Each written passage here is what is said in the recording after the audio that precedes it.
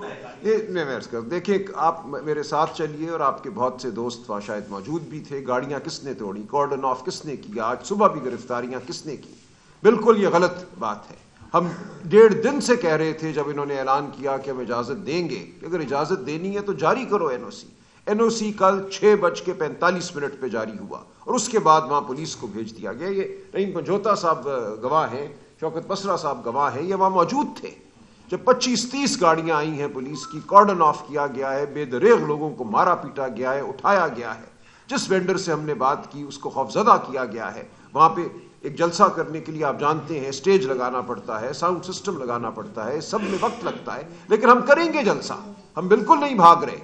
آپ دیکھیے گا عظیم الشان جلسہ ہوگا, عوام وہاں آئے گی اور ہم انشاءاللہ وہاں موجود ہوں. پی ٹی آئی کی طرف سے بالکل ہماری واضح سٹینڈ پوائنٹ ہے کہ ہم ورکر کا استحصال نہیں ہونے دیں گے.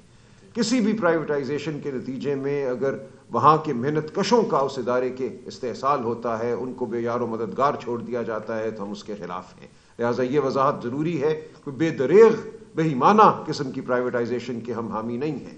آپ کو دیکھنا ہے کہ جو لوگ وہاں کام کر رہے ہیں, جنہوں نے اپنی زندگیاں وہاں صرف کی ہیں, جوانیاں دی ہیں, ان کے ساتھ آپ کیا سلوک کرتے ہیں. آپ جانتے ہیں پی ٹی سی ایل کی پرائیویٹائزیشن کے بعد ان کے ورکرز کے ساتھ کیا ہوا. دیگر کئی اداروں کا میں نام لے سکتا ہوں جن کے مقدمات پچھلے 20 سال سے بطور وکیل میں خود لڑ رہا ہوں ورکرز کے. تو بہت ظلم ہوا ہے اس ملک میں پرائیویٹائزیشن کے نام پہ, اس سے کوئی فرار نہیں ہے. دیکھنا چاہتے ہیں جس سے ورکر کا استحصال نہ ہو اور ملک میں جو ایک نقصان ہو رہا ہے, کہا یہ جاتا ہے کہ قومی خزانے سے اتنا پیسہ ہر سال بہہ رہا ہے, اس کو ہم نے بند ضرور کرنا ہے, لیکن ورکر کا استحصال ہم نہیں ہونے دیں گے. اچھا یہ بتائیے گا, آپ کو یہ کہہ رہے ہیں کہ جو ہے وہ پرائیویٹائزیشن آپ اس کے حق میں ہیں, یہ چیز ہونی چاہیے. پرائیویٹائزیشن سے پہلے جنہوں نے اس ادارے کو تباہ کیا, اس نہج پہ پہنچا دیا کہ اس کو بیچنا پڑ رہا ہے, ان کے خلاف پاکستان میں جتنے بھی اداروں کی پرائیویٹائزیشن ہوئی ہے, جو منافع بخش ادارے تھے, ان کو تباہ کرنے والوں کے خلاف کوئی کارروائی نہیں کی گئی. اس پہ کیا کہیں گے آپ کہ جو ہے وہ پرائیویٹائزیشن تو ہو جاتی ہے, لیکن وہ جو نشاندہی نہیں ہوتی کہ کس نے تباہ کیا ہے ادارے کو. آپ ٹھیک فرما رہی ہیں. یہ ایک بالکل ایک موضوع ہے جس کا ہمیں بالکل احاطہ کرنا ہوگا کہ جہاں کرپشن ہوئی ہے, جہاں ہمیں نظر آتا ہے لوگوں نے کرپشن کی ہے, نیب میں جا کے پھر چند پیسے دے کر اپنے آپ کو چھڑوا لیا ہے, جو پلی بارگین کا قانون ہے, تو ہمیں سب کا بالکل میں آپ کی بات سے متفق ہوں.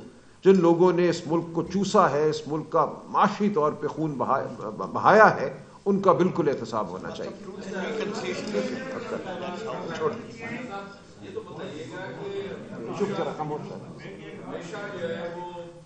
پارٹی کے ساتھ جو ہے ڈیولپ کے زمانے میں بڑی بہتری, انہوں نے جدوجہد کی, بحال ہوئی, عوام کا جو ہے اقتدار آئے گا, وہ آ گئے. پھر اس کے بعد نواز شریف کو ضلع بدل کیا گیا, انہوں نے بھی یہ تحریک چلائی کہ عوام کو اس کا اختیار ملے گا. اب عمران خان صاحب بھی وزیر اعظم بننے کے بعد جیل چلے گئے, اب آپ تحریک چلا رہے ہیں, لیکن عوام کا تو کہیں ذکر نہیں ہے. صرف آپ جلسوں میں سارے ذکر کرتے ہیں, عوام کے ساتھ جو کچھ ہو رہا ہے, آپ کی حکومتوں میں سابقہ حکومتیں بھی جو بھی گزری ہیں, کسی نے ان کی معیشت کو بہتر کرنے کے لیے کوئی اقدامات نہیں کیے. دیکھیں میں عرض کروں, ساری جتنی بھی سیاسی جماعتیں انہوں نے اشرفیہ کو ضرور پالا ہے. نہیں دیکھیں میں عرض کروں, آدمی کا کوئی جو آپ دیکھیں بجلی کے بل دیکھ لیں, جو جس کا ذکر کر رہے ہیں, وہ ایک سال میں عرض کرتا ہوں, مجھے موقع دیں. دیکھیں ایسا نہیں ہے, آپ کی بات میں بالکل وزن ہے. یہ ملک اشرافیہ کے لیے ہی لگتا ہے کہ بنا تھا, اور اشرافیہ کو امیر تر کرنے کے لیے بنا تھا. ایلیٹسٹ اسٹیٹ, اس پہ تو کتابیں دنیا میں لوگ پی ایچ ڈی کرتے ہیں کہ پاکستان ایک طرح سے وہ پوسٹر بوائے ہے of an elite state for the elite. اس بات سے کوئی کلام نہیں ہے. لیکن جہاں تک تعلق ہے عمران خان صاحب کا, پی ٹی آئی حکومت کا, آپ جانتے ہیں احساس پروگرام پاکستان کی تاریخ میں پہلی بار غریب کو صحت جو ہے دینے کی جو جستجو ہوئی, ایک کارڈ ہے جس کو لے کر آپ کسی ہسپتال میں جا کر کوئی بھی آپریشن کرا سکتے تھے. یہ کوئی چھوٹا کارنامہ نہیں تھا. 2 بڑے مسئلے ہیں ہر غریب کے, تعلیم اور صحت. جب آپ تعلیم اور صحت غریب کو دیتے ہیں تو اس کا بچہ دوڑ سکتا ہے, بھاگ سکتا ہے. اس وقت پاکستان میں 15 سال کی عمر کے بچوں میں 40% ایسے ہیں جو کسی اسکول میں نہیں جاتے, کسی مدرسے میں نہیں جاتے, کسی ٹریننگ انسٹیٹیوٹ میں نہیں جاتے. 40% بچے ایسے ہیں جن کے جسم اور دماغ سکڑے ہوئے ہیں, سٹنٹڈ ہیں اپنی عمر کے حساب سے. جب آپ صحت اور تعلیم دیتے ہیں تو آپ اس بچے کو کھڑا کر دیتے ہیں جسمانی طور پہ, شعوری طور پہ. وہ امیر کے بچے کے ساتھ بات کرنے کے قابل ہوتا ہے, دوڑ میں دوڑ سکتا ہے وہ. تو سب سے بڑا کام جو اس ملک کی تاریخ میں ہوا وہ احساس پروگرام تھا، جو عمران خان صاحب کا ایک طرح سے ذاتی میں کہوں گا ان کی کاوش تھی، وہ بالکل ہوا اور اس کی تعریف پوری دنیا میں ہوئی اور وہ چل رہا تھا، اور رجیم چینج کے بعد آپ جانتے ہیں اس کی کیا حالت ہوئی ہے، اس کو تقریباً بند کر دیا گیا ہے۔ اسی طرح تعلیم کے حوالے سے ایک بہت بڑا ویژن تھا کہ غریب کے بچے کو بھی وہی تعلیم دو جو امیر کے بچے کو ملتی ہے، تاکہ دوڑ میں سب اکٹھے ہوں، یہ نہ ہو کہ میں سلطان ابن سلطان ہوں لہٰذا میں وہیں رہوں گا اور غریب کا بچہ جو ہے وہ گڑگڑاتا رہے گا۔ اس لیے جو یہ بات کی گئی تھی ملک کو آگے لے کے جانے کی تعلیمی طور پہ، صحت کے حوالے سے، یہ ایک چھوٹی بات نہیں تھی، یہ بہت بڑی بات تھی۔ اور آج آپ دیکھیے عمران خان کا منتخب کرتا وزیر اعلیٰ خیبر پختونخوا کون ہے؟ ہفتہ 10 دن پہلے جب سہیل آفریدی صاحب لاہور آئے تو وہاں اسی طرح صحافیوں سے گفتگو ہوئی، تو ایک صاحب نے یہ کہا کہ آپ پر سہیل آفریدی صاحب یہ الزام ہے کہ وزیر اعلیٰ، بلکہ وزیر بننے کے بعد، وزیر وہ پہلے بھی تھے، آپ کے خاندان نے 12,000 ایکڑ زمین پر قبضہ کر لیا ہے خیبر ڈسٹرکٹ میں، تو آپ اس کا کیا جواب دیتے ہیں؟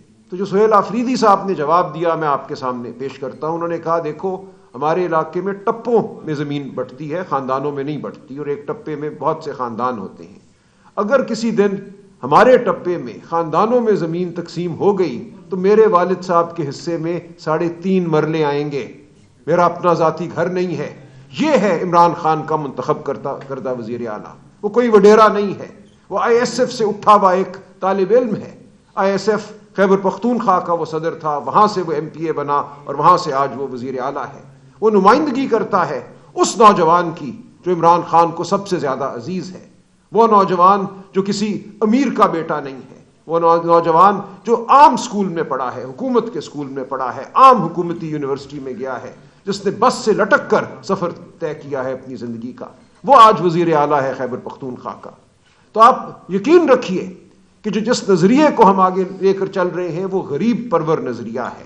عمران خان کی نظر میں سب سے پہلا مسئلہ اس ملک کی غربت ہے، اس ملک میں جو ناانصافی ہے، وہ قانون کی ناانصافی ہو، وہ معیشت کی ناانصافی ہو، یہ ہے عمران خان کا اور پی ٹی آئی کا مطمع نظر۔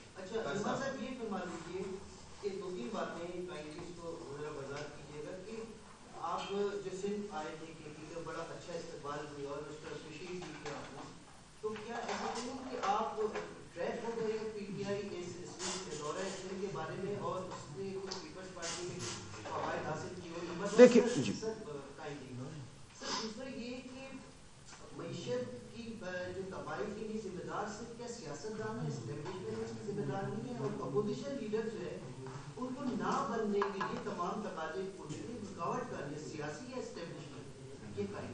دیکھیے آپ نے 3 سوال کر دیے، پہلے تو میں اپوزیشن لیڈر کی بات کر دوں، بالکل یہ ناحق ہوا ہے جو محمود خان اچکزئی صاحب کو لیڈر آف دی اپوزیشن قومی اسمبلی میں مقرر نہیں کیا گیا، یا راجہ علامہ ناصر عباس صاحب کو سینٹ میں لیڈر آف دی اپوزیشن مقرر نہیں کیا گیا، اور یہ بتاتے ہیں ہمیں کہ ہم مجبور ہیں، ہمیں اوپر سے اجازت نہیں مل رہی۔ تو بالکل دیکھیے یہ کوئی ڈھکی چھپی بات نہیں ہے اب اس ملک میں، اس ملک میں ہر چیز ایک ڈھکوسلا بن چکی ہے، عدالت ہو، پارلیمان ہو، ہمارے سارے کمیشن ہو جو کسی نہ کسی قانون کے تحت قائم شدہ ہیں، ہر ایک کے پیچھے اور ہر ایک کے اوپر وہ طاقت کار فرما ہے جس کو کوئی حق نہیں ہے وہاں ہونے کا، جس کو کوئی حق نہیں ہے جبر میں مبتلا کرنے کا ہمارے اداروں کو۔ ہمارے جج اسلام آباد ہائی کورٹ کے 6 جج خط لکھ کے بیان کر چکے ہیں کہ ان کے بیڈ روموں میں سے آلے ملے ہیں جاسوسی کے۔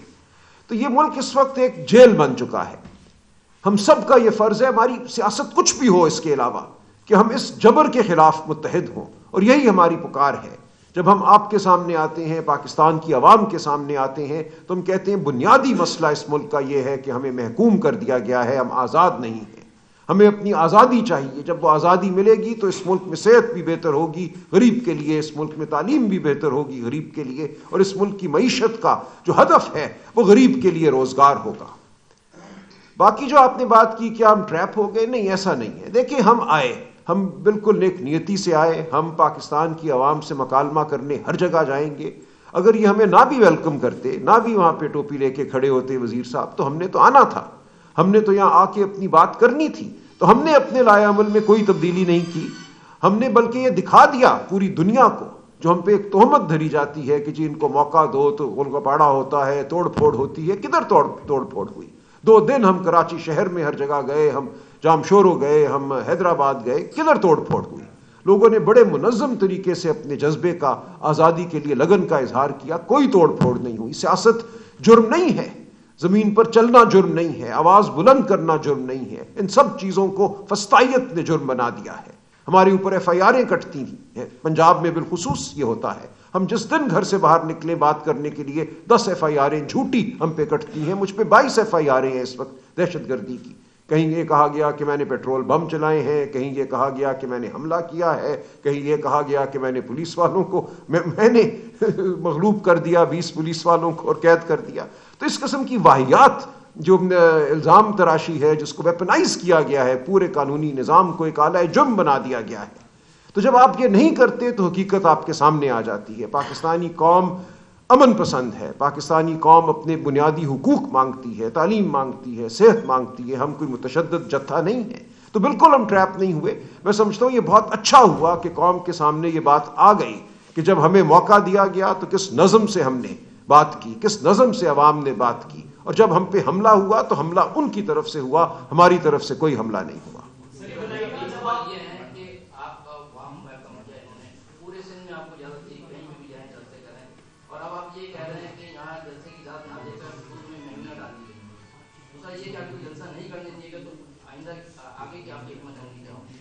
دیکھیں، ہم نے تو پاکستان کی عوام کو کہا ہے نا، ہم تو جو بات کرتے ہیں، جو سہیل آفریدی صاحب اپنی ہر تقریر میں اب یہ کہتے ہیں، ہر چوک ڈی چوک ہے، ہم نے کوئی ایک مخصوص جگہ نہیں رکھی مظاہرے کے لیے یا اپنی بات کرنے کے لیے۔ میں بار بار یہ میں کہتا ہوں، آئین کا article 15 right of free movement آپ کو دیتا ہے، ہر ایک کو، یہ ایک بنیادی حق ہے۔ آپ آزادانہ اس دھرتی پہ چل سکتے ہیں، آپ آزاد لوگ ہیں، یہ آپ کی دھرتی ہے، تو رائٹ ٹو موومنٹ کا آپ استعمال کیجئے۔ یہی کیا ہمارے اسلاف نے، ہمارے بڑوں نے، قائد اعظم کے ساتھیوں نے۔ اس زمانے کی تحریک آزادی کو آپ دیکھیے، نہ صرف مسلم لیگ، کانگریس، نہرو اور گاندھی کو دیکھیے، ہفتوں انگریز سامراج کے خلاف وہ سڑکوں پر چلتے تھے۔ 1930 کا سالٹ مارچ یاد کیجئے، لاکھوں لوگ سڑکوں پہ چلے، انگریز کھڑا دیکھتا رہا۔ ڈپٹی کمشنروں کے ہمارے پاس نوٹ موجود ہیں، وہ پوچھتے تھے ہم کیا کریں، لاکھ لوگ چل رہے ہیں، نعرے لگا رہے ہیں، اور انگریز ان کو یہ کہتا تھا لنڈن سے، کوئی قانون تو نہیں توڑا انہوں نے؟ وہ کہتے تھے نہیں توڑا، تو پھر کچھ نہ کرو، چلنے دو ان کو۔ یہ تھا رویہ اس وقت ریاست کا، یہ قانون نہیں توڑا آپ نے صرف آواز بلند کی ہے، آپ صرف مل کے سڑک پہ چل رہے ہیں، تو یہ آپ کا حق ہے۔ اس وقت تو آئین بھی نہیں تھا، آج ہمارے پاس ایک آئین ہے جو بنیادی حقوق کی بات کرتا ہے، اور آج ہمیں یہ حق نہیں دیا جاتا، تو ہم یہ اپنا حق منوائیں گے۔ ہم پاکستان کی عوام کو کہہ رہے ہیں کہ 8 فروری کو یوم سیاہ کے طور پہ مناؤ۔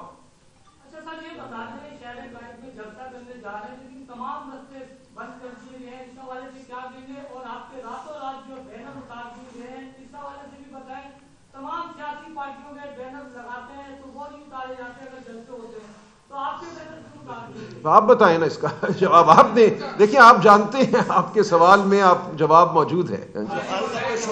جی شکریہ۔ پنجاب بھی گئے، وہاں جو صورتحال ہوئی، لیکن سندھ کے اندر پورا مختلف رہا، 2 دن مختلف رہے جی، کہ جو ہے وہ سعید غنی صاحب آ کے جو ہے وہ ایک استقبال کر رہے ہیں۔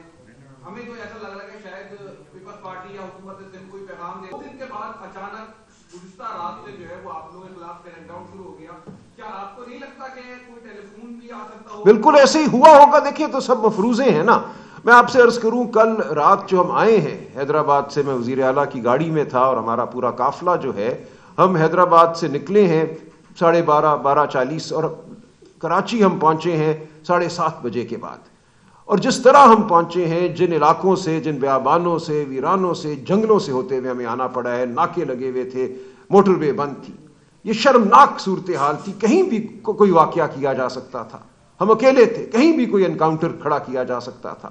تو یہ ایک صوبے کے وزیر اعلیٰ کو، 4.5 کروڑ پاکستانیوں کے چیف ایگزیکٹو کو اس خطرے سے دوچار کیا گیا۔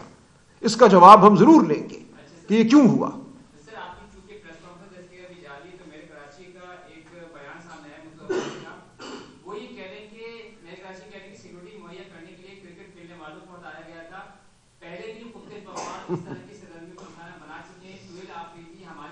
چلے سڑک بلاک کرنے کے لیے ہم ہرگز حامی نہیں ہیں، باغی جنہ چھوڑ کر KMC کے کسی گراؤنڈ میں جلسہ کریں۔ نہیں، باغ جنا کا NOC ہمیں ملا ہوا ہے، ہم باغ جنا ہی آئیں گے. اور دیکھیں یہ ہماری سیکیورٹی کے لیے انہوں نے ہمارے دوستوں کو، ہمارے نوجوانوں کو، بزرگوں کو مارا پیٹا کل رات. بالکل یہ لغو بات ہے.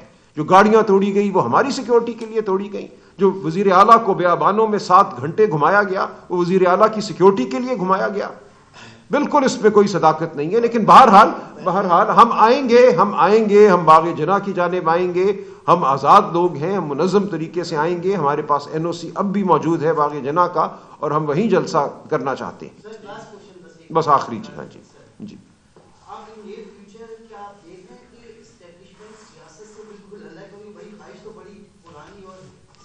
دیکھیں میں عرض کروں یہ کب ہوا کرتا ہے. دیکھیں فوج تو دنیا کے ہر ملک میں ہوتی ہے نا. دنیا کے ہر ملک میں خفیہ ادارے بھی ہوتے ہیں، جاسوسی کے ادارے. تو ہر ملک میں کیوں نہیں ہے اس طرح کا قبضہ نظام پر؟ اس کی وجہ ہے جب 1958 میں پہلا مارشل لا اس ملک میں لگا تو کسی نے اس وقت کے بھارتی آرمی چیف سے کہا کہ بھئی ایوب خان صاحب آپ کے بیچ میٹ ہیں، تو انہوں نے جو کام کیا ہے آپ بھی کر دیں، آپ کیوں نہیں لگا دیتے مارشل لا یہاں بھارت میں؟ تو انہوں نے یہ کہا کہ بھائی اس ملک کا ایک بچہ بھی میری بات نہیں مانے گا، اس ملک میں بیٹھا ہوا سپاہی جو ہے وہ میری بات نہیں مانے گا، لوگ مجھ پہ ہنسیں گے. اس قوم کا یہ فیصلہ ہے کہ اس قوم نے جمہوریت کو لے کے آگے چلنا ہے، مارشل لا کے تحت یہ قوم نہیں جینا چاہتی. تو یہ قوم کا فیصلہ ہوتا ہے. دیکھیں جب قوم سر نیچا کر لے، مغلوب ہو جائے، تو بالکل یہی ہوتا ہے. طالع آزماؤں کو موقع ملتا ہے، جابر کو موقع ملتا ہے. 100 بار ہوئی ہے سکندر و چنگیز کے ہاتھوں حضرت انسان کی کبا چاک. لیکن ایک دن انسان کھڑا ہو جاتا ہے، انسان کہتا ہے مجھے یہ قبول نہیں ہے، میں یہ نہیں ہونے دوں گا. یہ سیاسی معاملہ نہیں ہوتا، یہ سیاسی ورکروں پر مشتمل معاملہ نہیں ہوتا. یہ قوم کے ہر فرد کا فیصلہ ہوتا ہے، ہر بچے کا، ہر بیوی کا، ہر ماں کا، ہر بوڑھے کا، کہ ہم نے آزاد زندگی گزارنی ہے، ہم محکوم نہیں ہیں. تو جس دن قوم فیصلہ کر لے کہ اس نے محکومیت کی زندگی نہیں گزارنی، اس دن یہ جبر ختم ہو جاتا ہے. شکریہ.